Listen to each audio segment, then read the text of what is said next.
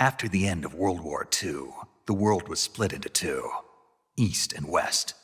This marked the beginning of the era called the Cold War.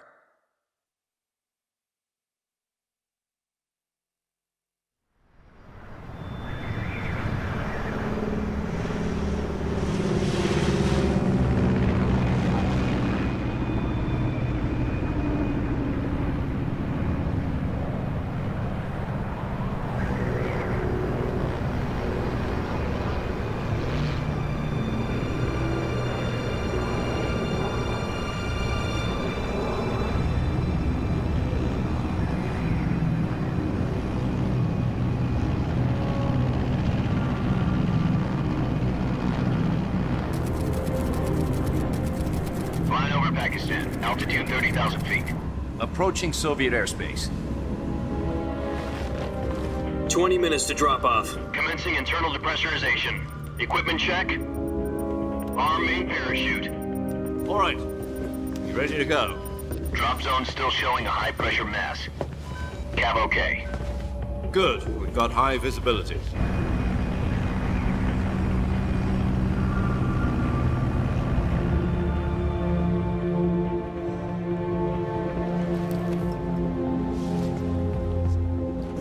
Put out that cigar.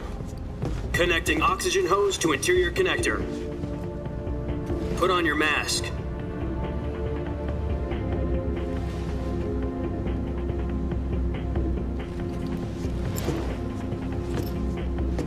Does this panty waste know what he's doing? Approaching release point.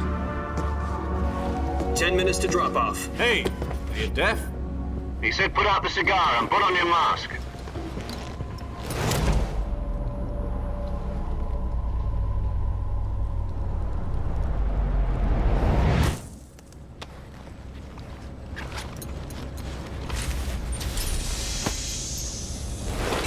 Depressurization complete. Checking oxygen supply. 6 minutes to drop off. Opening rear hatch.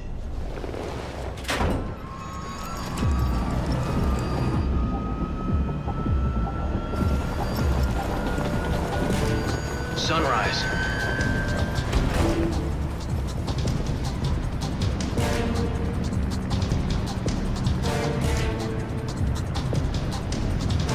External temperature minus 46 degrees Celsius. 2 minutes to drop off. Stand up. You'll be falling at 130 miles per hour. Try not to get frostbite from the wind chill. 1 minute to drop off. Move to the rear. Activate bailout bottle. This is one for the history books. The world's first halo jump. 10 seconds to drop off. Stand by. Status okay. All green. Prepare for drop off. Countdown. 5, 4, 3, 2, 1. Spread your wings And fly. God be with you.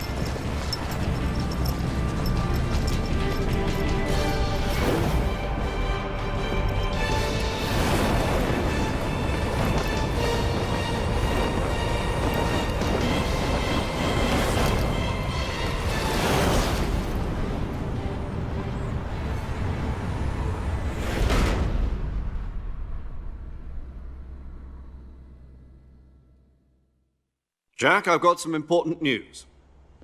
The head of the CIA has finally given us the green light for the virtuous mission. Virtual mission?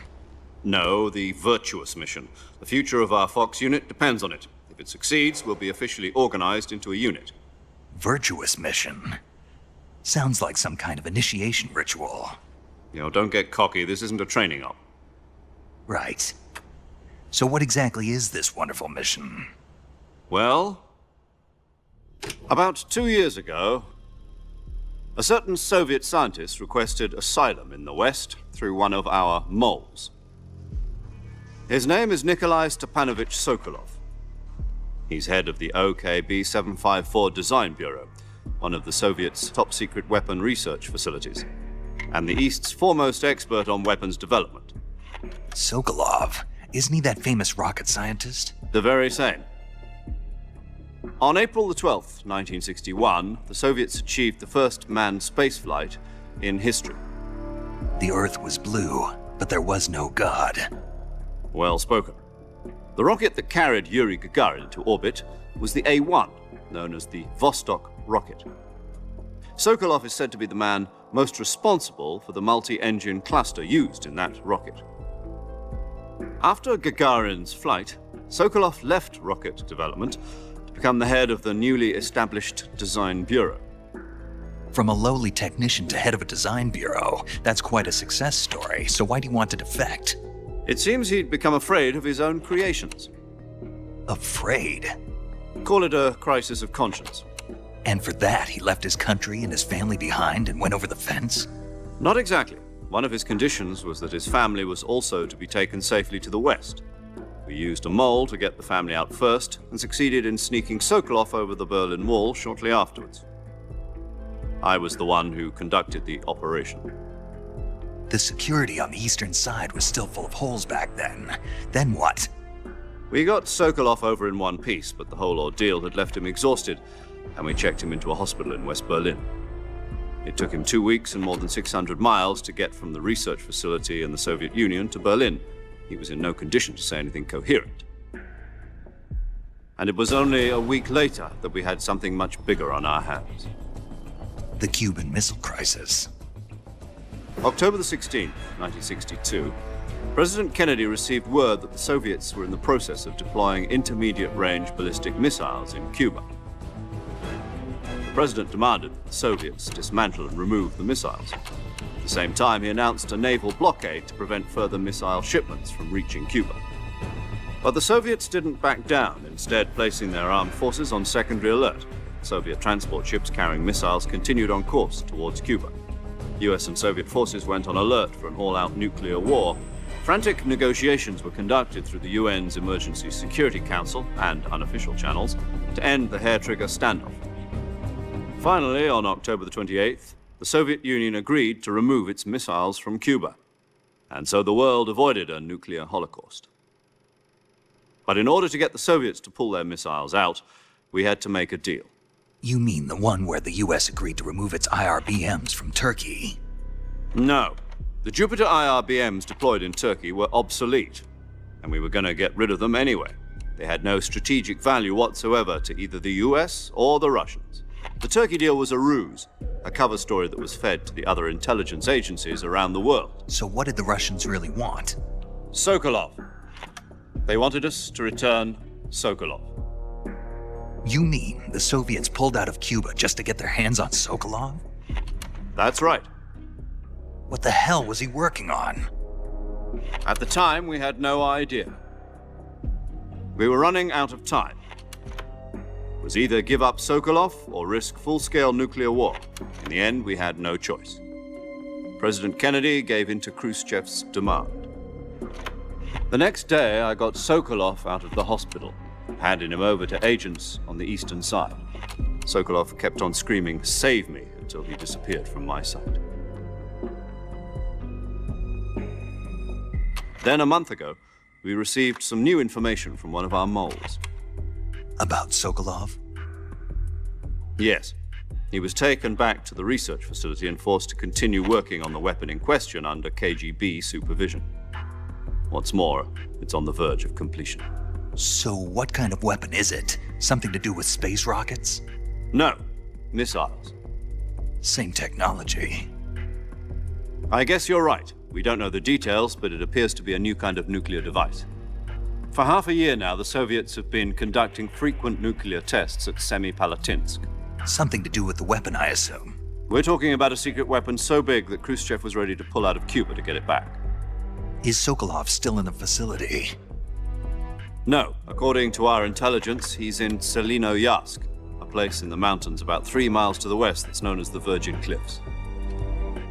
The Virgin Cliffs. Nice name for a virtuous mission. They moved him there just recently. Why? Apparently, they're conducting a field test of the weapon, but it's our best chance to get him back. This mission would never have been possible if he was still in the research facility. This is our last chance. Sokolov must have known that too when he contacted us.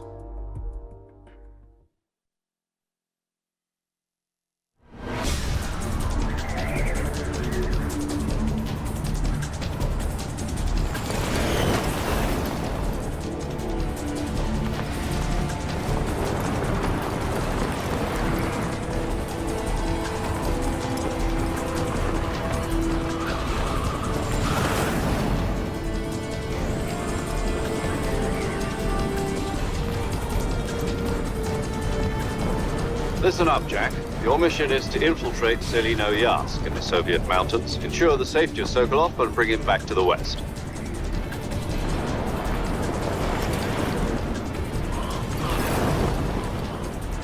If we don't get Sokolov back before that weapon is complete, we'll be facing a major crisis. The clock is ticking.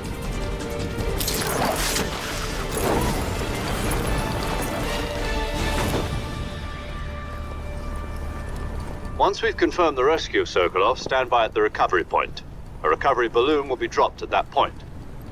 Helium will be pumped into the balloon to inflate it. The process takes about 20 minutes. Once it's complete, the gunship's arm will latch onto the balloon and pull it up. The Fulton surface-to-air recovery system. I'm familiar with the theory. Take it easy. It's been combat-proven. Do you think Sokolov is up to it? The shock will be less than during a parachute jump, and the arm can handle up to 500 pounds. So you're planning on going over the border in a single combat Talon? She's equipped with two 6-barrel 20mm Vulcan cannons, as well as two 40mm machine guns. Sounds like she could hold her own against a battalion of tanks. Even with the fuel in the reserve tank, we're facing a 4-hour time limit. If all goes well, it shouldn't take more than a few hours. Home in time for dinner.